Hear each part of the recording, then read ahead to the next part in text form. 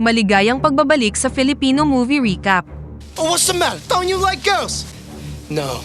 Ikukwento ko sa inyo ang isang action drama film This is a VC. na pinamagatang Casualties of War noong 1989. We got us 2 girls on our patrol. Naganap ang pelikula noong 1970s kung saan ipinakilala sa atin ng isang Amerikano na nagngangalang Max na natutulog sa loob ng bus hanggang sa makita niya ang isang babaeng Vietnamese at nagpaalala ito sa kanya ng kanyang mga nakaraang taon.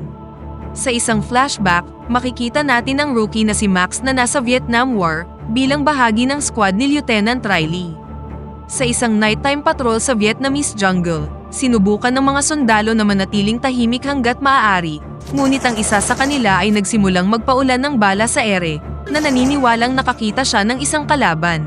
Man, I saw him. Bilang resulta, natuklasan ng mga Viet Cong soldier ang lokasyon ng mga Amerikano at sinimulan silang pasabugan ng mga bomba. Sa gitna ng kaguluhan, na-stuck si Max sa isang butas na nabunyag na underground tunnels ng mga Vietnamese. Sa kabutihang palad, ang kanyang paghingi ng tulong ay narinig ni Sergeant Meserve. Samantala sa ibaba, isang Vietnamese soldier ang lumapit sa kanya, ngunit buti na lang ay nahila siya ni Meserve palabas ng butas bago pa siya masaksak ng kaaway. Nang magsanib puwersa sila, pinabagsak ni na Max at Meserve ang ilang Vietnamese fighters, ngunit sa pagkakataong ito ay naging mas marahas ang sarhento kaysa sa karaniwan. Nang dumating ang madaling araw, ang mga nakaligtas na miyembro ng squad ay nanuluyan sa isang Vietnamese village, kung saan sinubukan ni Max na makipagbonding sa mga lokal na bata, ngunit pinagbawalan siya ni Meserve na gawin ito. Hindi nagtagal, ang mga sundalo ay ini-enjoy ang kanilang karapat-dapat na pahinga, nang ang isa sa kanila na nagngangalang Brown ay pinaulanan ng bala sa katawan ng mga kalabang nagtatago sa gubat. Gumanti ng putok ang mga Amerikano habang sinusubukang panatilihing matatag ang sugatang katropa na naghahanda na para sa kanyang kamatayan, ngunit tiniyak sa kanya ng kanyang mga kasamahan na gagaling siya. Matapos ang pag-atake at pagkatapos na mailikas si Brown sa pamamagitan ng isang medical helicopter, naghanda na ang mga Amerikano na maghanap ng bagong base, ngunit bago ito gawin, sinunog muna nila ang nayon sa pagtatraidor sa kanila nito. Pagkabalik sa main camp, handa na ang squad na tamasahin ang kanilang libreng oras hanggang sa magbago ang lahat nang sabihin sa kanila ni Meserve na patay na si Brown. Sa sobrang galit tungkol dito, ang isa sa mga sundalo na nagngangalang Clark ay nanumpang maghihiganti laban sa lahat ng Vietnamese at umaasa na tatalunin sila ng kanyang bansa. Nang gabing yun, nagtungo ang squad ni Meserve sa pinakamalapit na bayan upang tumambay sa isang bar, ngunit tumanggi ang Amerikanong gwardya na papasukin sila. Bagamat wala siyang ibinigay na opisyal na dahilan, sa tingin ni Meserve ay may mga Viet Cong sa nayon na yun at pinoprotektahan sila ng mga gwardya. Samantala sa kampo, inihanda sila ni Sergeant Meserve para sa kanilang susunod na misyon sa kagubatan ng Vietnam, at ito ay ang pagkidnap ng isang batang Vietnamese para magpakasaya. Bukod pa rito, 30 araw na lang ang natitira sa kanilang serbisyo, at pakiramdam nila ay magagawa nila ang anumang gusto nila. Sineryoso siya ng lahat ng sundalo, maliban kay Max, na sa tingin niya ay nagbibiro lang si Meserve. Gayunpaman, nang gabi ring yun, si Meserve at ang kanyang mga tauhan ay pumasok sa isang nayon upang abusuhin ng isang batang babae na nagngangalang Mai. Habang si Max ay naiwang nakatulala sa kanyang nakikita, kinuha ng mga sundalo ang batang babae sa harap ng kanyang pamilya at mga kapitbahay. You guys done this before? Na wala nang nagawa kundi ang umiyak para sa kanilang kalupitan. Ipinilit ng ina ni Mai na bigyan siya ng tela, na ginamit naman ng mga sundalo para pigilan ang pag-iyak ng dalaga. Kahit na gumana ito, humingi ng tawad si Max sa pamilya ni Mai. Pagkatapos ng mahabang paglalakbay kasama ang dinukot na babae, sinubukan ni Max na sabihin kay Meserve na mali ang kanilang ginagawa, kung saan tumugon naman ang sergeant sa pamamagitan ng paglalagay sa kanya sa unahan ng squad. Kapag inatake sila, si Max ang unang matatamaan ng bala. Nang huminto sila para magpahinga, sinimulan ni Clark na abusuhin si Mai. Ang bagong miyembro ng squad na si Antonio ay nagtataka kung kailangan niyang gawin ang parehong bagay, ngunit sinabi sa kanya ni Max na hindi. Bago pa magawa ni Clark ang anumang bagay sa dalaga, isang sundalo na nagngangalang Hatcher ang nagpaputok sa damuhan dahil naniniwala siyang nakakita siya ng isang Viet Cong, ngunit lumalabas na isa lamang itong kalabaw.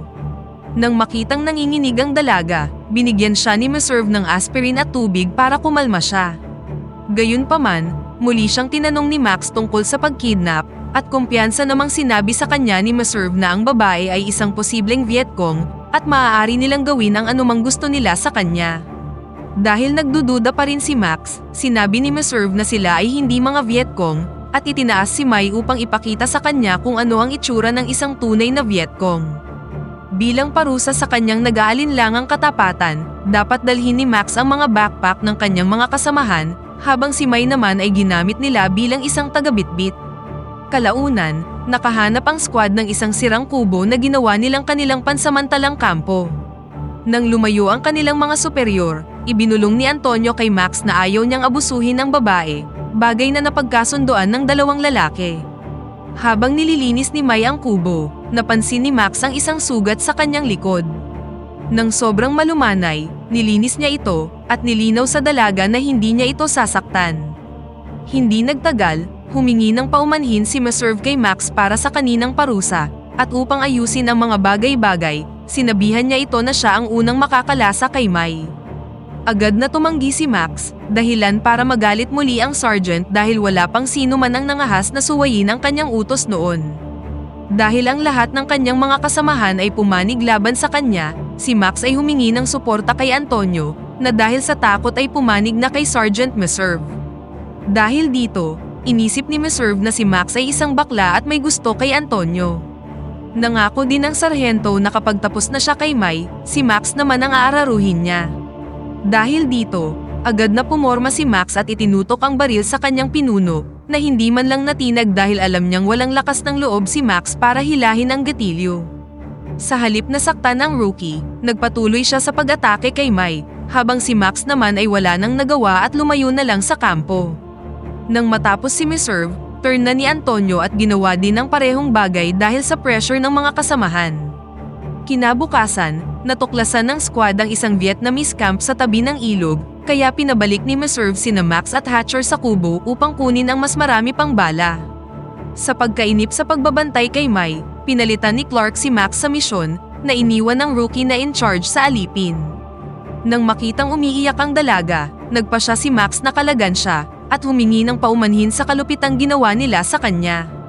Pagkatapos nito, na-realize ni Max na meron siyang lagnat, kaya binigyan niya ito ng pagkain at tubig. Sa sandaling dumating si Clark dala ang mga bala, inutusan siya ni Meserve na bumalik sa kampo dahil wala siyang tiwala kay Max, na naiwang mag-isa kasama ang kanyang alipin. Nakumpirma ang kanyang mga hinala ng palayain ni Max si Mai, at hinikayat siyang bumalik sa kanyang nayon. Gayunpaman, hindi siya maaaring sumama sa kanya dahil magigi siya nitong isang deserter. Ngunit dahil masyadong nagmamakaawa si Mai, walang naging ibang choice ang rookie kundi ang samahan siya sa paglalakbay, hanggang sa harangin sila ni Clark, at ibalik sila sa iba nilang kasamahan. Habang binabantayan nila ang Vietcong camp, nagsimulang umubo si Mai.